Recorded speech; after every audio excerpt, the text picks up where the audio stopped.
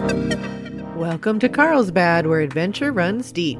You're listening to KCCC 930 AM. I'm Hattie here in Cavern City, and it's time for Midweek Matters, bringing you both the best upcoming events and interesting micro news from around Carlsbad and Eddy County. We'll start with what's happening around town and on campus, then give you the quick news that affects your daily life. First up, if you're listening to this live, Migration is showing today, Wednesday, June 25th, at Allen Theaters as part of the Kids Free movie series. This family-friendly movie has one more showing at 1:40 p.m. It's free for all ages, with seating limited to theater capacity. Tickets issued on a first-come, first-served basis. Students and faculty at Southeast New Mexico College should mark their calendars for the Independence Day campus closure on Friday, July 4th. Campus will be closed in observation of the holiday. Plan ahead and enjoy the long weekend. Also remember, registration is open for the fall semester. Don't wait to secure your spot in the classes you need. Are you looking for free family entertainment? The Carlsbad Public Library is organizing several events this week. Join them this Thursday, June 26th, from 7 to 8 p.m. at PR Leyva, Carlsbad Intermediate School, for a presentation on Navajo Code Talkers. This one-hour presentation with question and answer period will focus on the original pilot group, narrating their journey from recruitment to the creation of the first test code. It's free to attend, making this a great opportunity to learn about this important piece of history.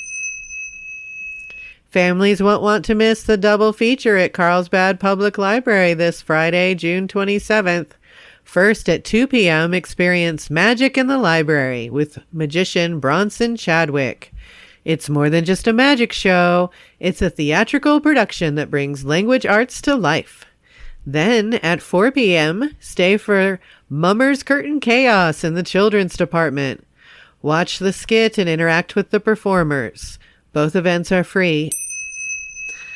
The Halagueno Arts Park is seeking movie lovers for their outdoor screening this Friday, June 27th, from 8:30 to 10:30. This event, co-sponsored with the Carlsbad Museum, features the animated favorite Inside Out. Bring your blankets and chairs for this free community event under the stars. For the early birds out there, don't forget that the Carlsbad Farmers and Makers Market is back this Saturday, June 28th, from 9 a.m. to noon at North Canal Street on the Eddy County Courthouse lawn. Expect to find fresh produce, local crafts, and handmade goods at this Carlsbad favorite.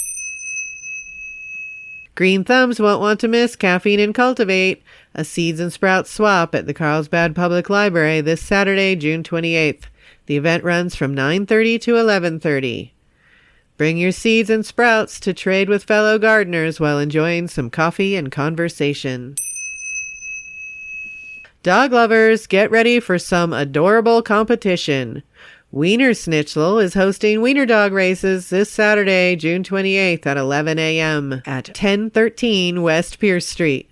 Races are open to wiener dogs only, but everyone is invited to cheer them on. Stick around after the races for a wiener dog costume contest. Can you stand the cuteness? Rock enthusiasts should join the UV Mineral Show at Carlsbad Public Library this Saturday, June 28th at 4 p.m. Desert Minerals will showcase UV minerals. See them in regular light, then watch them pop with color under black light. There will be time for a brief show and tell if you want to show off your own favorite rock. Each attendee gets to take home a piece of locally collected selenite. This is for all ages, though littles need to have a parent companion. Looking ahead to next week, the Kids Free movie series continues Wednesday, July 2nd with Despicable Me 4.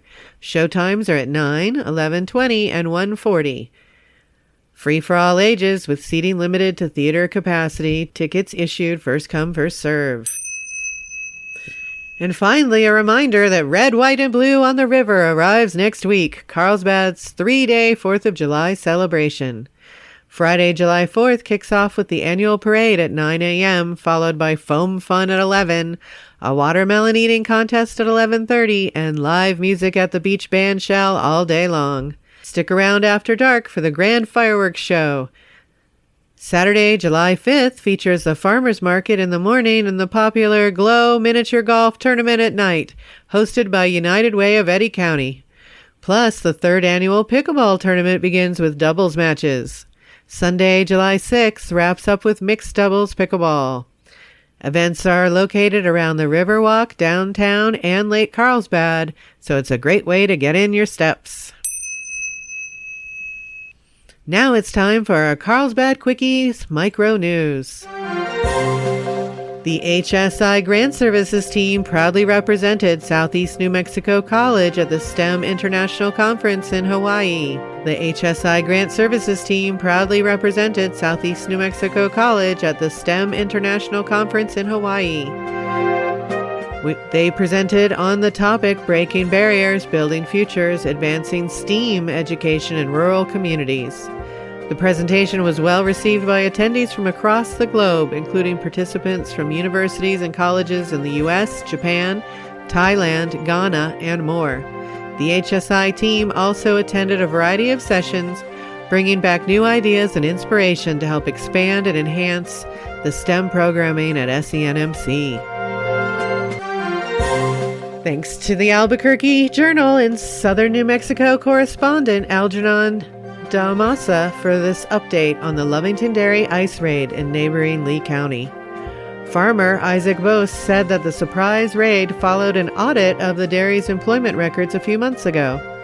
The dairy was not accused of wrongdoing, but Bose said he was required to fire 24 employees on the spot, as well as losing the 11 who were arrested. They passed us false paperwork, Bose said of the former employees, all of whom lived locally. Losing 35 out of 55 workers at that particular facility meant milk production has effectively ceased.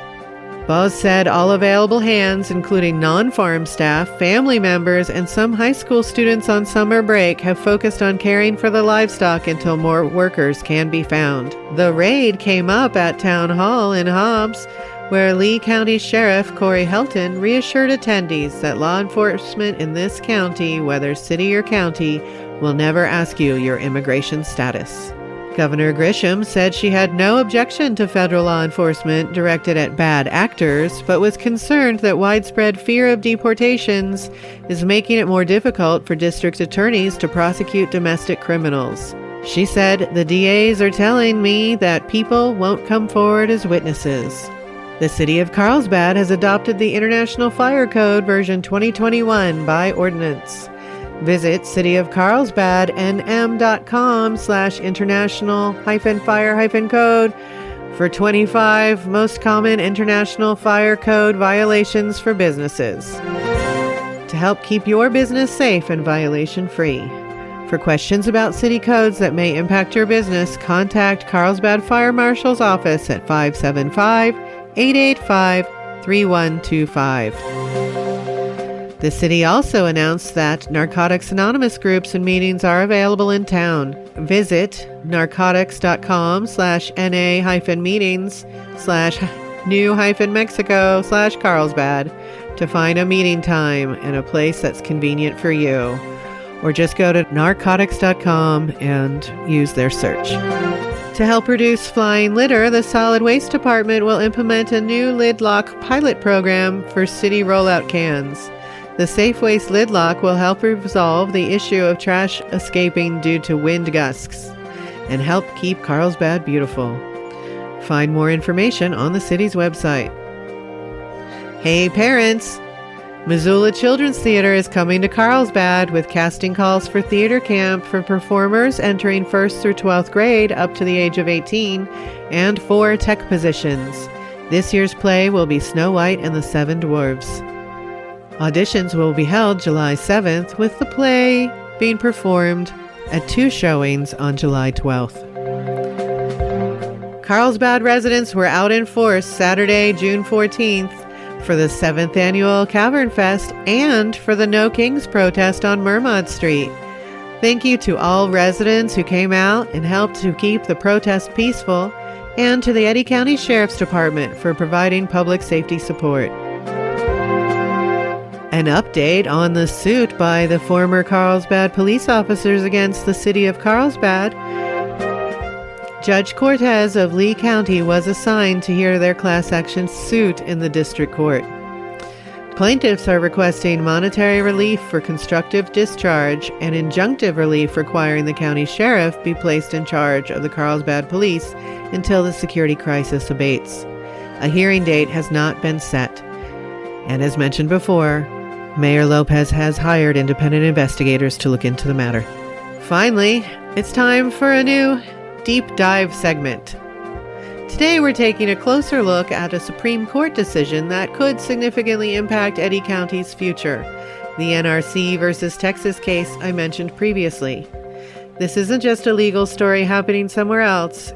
It's about whether nuclear waste storage facilities could be built right here in our backyard, affecting our economy, our environment, and our community for generations to come. So let's dig into what happened at the Supreme Court and what it means for us. This suit was combined with several others on the same subject when it was finally taken from the appeals court to SCOTUS. On June 18th of this year, according to the SCOTUS blog, they reversed the judgment and remanded the case. Justice Kavanaugh delivered the opinion of the court, in which Justices Roberts and Sotomayor, Kagan, Barrett, and Jackson joined, stating that the state of Texas and the company who joined the suit did not have standing in the matter to request judicial review according to the Atomic Energy Act. Justices Gorsuch, Thomas, and Alito joined in dissent, stating that the plaintiffs had made numerous filings during the licensing process, thereby establishing their standing. According to the Science News, the U.S. is lagging behind in safe storage of nuclear waste compared to many other countries. One issue being that the project chose a site based on geology and other factors favorable to long-term nuclear storage way back in 1987. The site chosen, Yucca Mountain. But they did not get public consensus before committing to their plan and faced years of local resistance, with the project finally being defunded during the Obama administration, leaving open the question of permanent waste storage of much more volatile waste generated by nuclear power plants. The success of other countries is in part due to their involvement of locals in the decision-making process, rather than implementing from seemingly on high, as the DOE attempted with the Yucca Mountain. Why does this matter to us in New Mexico? One of the licensed storage facilities, Holtec International, is interested in the desert of southeastern New Mexico for its interim storage facility. Artesia News reported that they proposed the facility in 2017 with support from the Eddy Lee Energy Alliance, a consortium of local government and business leaders that recruited Holtec and provided the land, about 1,000 acres near the border of Eddy and Lee counties. The project was put on hold while the Texas case proceeded through the courts. These interim storage facilities are not a done deal by any means, but the first roadblock to their construction has been removed. Unlike Texas, however, the state of New Mexico has its own legislative barriers. According to SourceNM.com, in the 2023 legislative session, New Mexico passed Senate Bill 53. The law prohibits state agencies from issuing permits, contracts, or leases for the construction of a high-level nuclear waste storage facility. This would include New Mexico Departments of Transportation and New Mexico Environment Department, both having permits needed for construction and operations. In their January 29, 2025 press release announcing their amicus brief in this matter, the New Mexico Department of Justice stated the NRC issued licenses to ISP in 2021 and Holtec in 2023 to construct temporary nuclear storage facilities just 40 miles apart in Texas and New Mexico, respectively. Texas and other parties appealed the NRC's licensures to the Fifth Court, which vacated both licenses. The NRC appealed this decision to the Supreme Court. The Supreme Court's decision regarding whether or not to grant the ISP license in NRC versus Texas will be significant for New Mexico, as the decision will also determine the fate of a facility in Lee County. The brief argues that these licenses violate the Nuclear Waste Policy Act, which ensures that a state have a voice in determining whether it will host nuclear waste repositories. Additionally, the brief argues that the court should consider important state interests, such as the environmental impacts of these facilities on an area that is already home to several nuclear-related projects and sites, the safety risks of transporting spent nuclear fuel from across the nation, and the unfair expectation that local communities will have to bear the expense and risk of training and responding to any accidents at or on the way to the facilities. The Artesia News noted the facility was opposed by New Mexico Governor Grisham, state lawmakers who passed the bill in 2023 to ban the storage, and New Mexico's congressional delegation also opposed the project. But representatives of Carlsbad, Hobbs, and both counties argued that Holtec's site would help diversify the area's oil-dependent economy, bringing high-paying jobs to the county while solving a national problem: what to do with nuclear energy's waste. Eddy County has existing support resources for this industry, with the WIP nearby having operated for 26 years. A not insignificant percentage of the Eddy County population must be experienced in this work, including providing public safety support for a transuranic waste facility and administrative support in government-restricted areas. According to the Energy and Legacy Management press release on energy.gov in 2023, the DOE entered into a non-competitive cooperative agreement with SENMC to provide workforce training for WIP workers, totaling $11.7 million over a 5-year period. Mark Bollinger, then manager of Carlsbad Field Office, stated at the time, SENMC will work closely with DOE and WIP to design and provide education and training programs for current and future employees who reside in Carlsbad and the adjacent communities. The training programs will help address the current worker shortage and increase interest in jobs at WIP while building a pipeline of well-trained and qualified workers for the future. The communities of southeast New Mexico have long been the backbone of WIP workforce, and their contributions to the success of the WIP mission cannot be understated. The Carlsbad Field Office is excited by this opportunity to team up with SENMC to educate and train members of our community here in southeast New Mexico. This new cooperative agreement represents a landmark investment that will further strengthen the New Mexico economy by helping prepare students at Southeast New Mexico College for greater careers in the years to come. Listeners should consider writing to their county commissioners or attending the next meeting to express their support or opposition to this project, thereby helping to guide them on the next steps. Remember, SCOTUS reversed the decision of the 5th District Court of Appeals and remanded it back to them, where they will need to review the case minus the briefs from those deemed to lack standing and issue a fresh verdict, not necessarily changed, or they may even convene a new trial. Additionally, state barriers are in place here, and the counties, Eddy and Lee, should benefit from public comment in their strategic planning now that this first hurdle has been overcome, yet more stand in the way.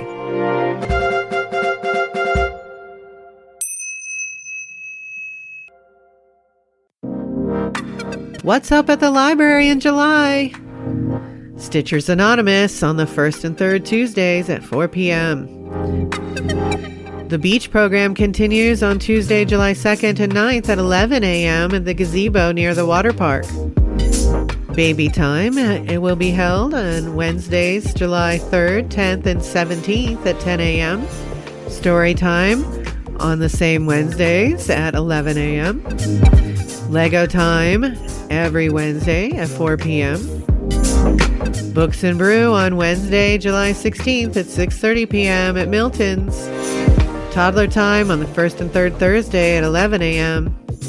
STEM Club on Saturday, July 19th at 3 p.m. And Caffeine and Cultivate Seed Swap on Saturday, July 12th and Saturday, July 26th at 9:30 a.m. That's your Midweek Matters for today from Carlsbad, where adventure runs deep. If you have an event or news item you'd like us to share, please contact us using the Contact Us form at kccc930am.com. This show was produced in partnership with Southeast New Mexico College Workforce and Community Education.